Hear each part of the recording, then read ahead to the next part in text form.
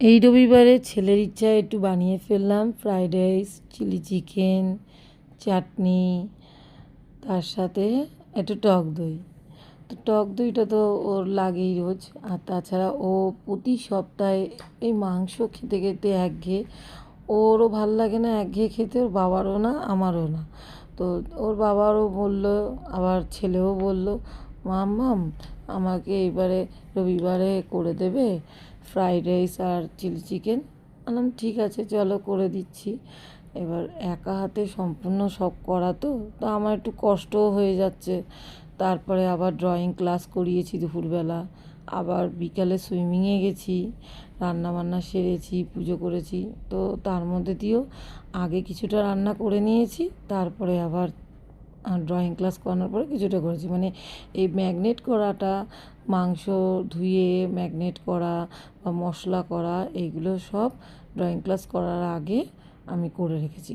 এই ডিম টিম দিয়ে যেভাবে সব মশলাগুলো দিতে হয়, চিলি চিকেন তো আর এটা নতুন কোনো রেসিপি না, এটা সবাই সাধারণত জানে, তাই আমি ডিটেলসটা কিছু বলছি না। তো ওই যেভাবে দেখছো ভিডিওতে এইভাবেই সব পরপর স্টেপ বাই স্টেপ দিয়েছি, দিয়ে তারপরে মাখিয়ে ম্যাগনেট করে রেখে দিয়েছিলাম। রেখে দিয়ে তারপরে স্নান কাচা করে ওদেরকে স্টুডেন্টদের ড্রয়িং করিয়ে তারপরে আবার বাকিটা করেছি। মানে পকোড়াটা তো করে নিতে হয়, চাটনিও খেতে ভালোবাসে ভীষণ মাংসের সাথে, ওটাও করেছি। আর হলো সবজিগুলো ভেজে রেখেছিলাম। এবার তারপরে আবার রাইসটা করার জন্য জলে একটুখানি তেল দিয়ে, সাদা তেল দিয়ে, একটু নুন দিয়ে, গোটা গরম মশলা, এইটা আমার মশলায় দেওয়া উচিত ছিল, তো আমি ভুলে গেছি, তার জন্য ওটা আমি চালেই দিয়ে দিলাম। কেউ চালেও দেয়, কেউ আবার মশলাতেও দেয়। তো আমি দুরকমভাবে জানি, তাই আমি এইভাবেই করেছি।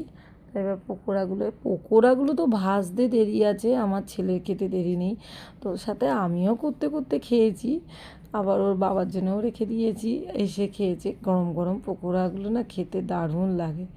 তো আমি আবার একটু পেঁয়াজ আর হলো ক্যাপসিকাম কুচো কুচো, আর এটা হলো পেঁয়াজ পাতা। এই পেঁয়াজ পাতা জানো তো, গোড়াটা যখন বাজার থেকে নিয়ে আসে, তো ওইটা যদি তোমরা গোড়াটা পুঁতে দাও তাহলে কিন্তু গাছ হয়ে যাবে। আমার ছাদে হয়ে গেছে, কিন্তু এটা বাবা কিনেই এনেছে। তো তারপরে ওই সবজিগুলো ভাজা হয়ে গেল, তারপর পকোড়াগুলো দিয়ে এইবার যে ওই সস, 3 রকম সস মিশিয়ে রেখেছিলাম, ওটা উপর থেকে দিয়ে দেবো। ব্যাস, তারপরে একটু স্বাদ মতো মিষ্টি, আর সব কিছু তো মশলা আগে দেখিয়ে দিলাম কী কী দিয়েছি। মিষ্টি মিষ্টিই তো চিলি চিকেনটা হয়, একটু কর্নফ্লাওয়ার দিতে হবে, না হলে তো হবে না গাঢ় ব্যাপারটা। তারপরে পেঁয়াজ পাতা উপর দিয়ে ছড়িয়ে দিলাম। ব্যাস, আমার চিলি চিকেন রেডি। আর চিলি চিকেনের সঙ্গে তো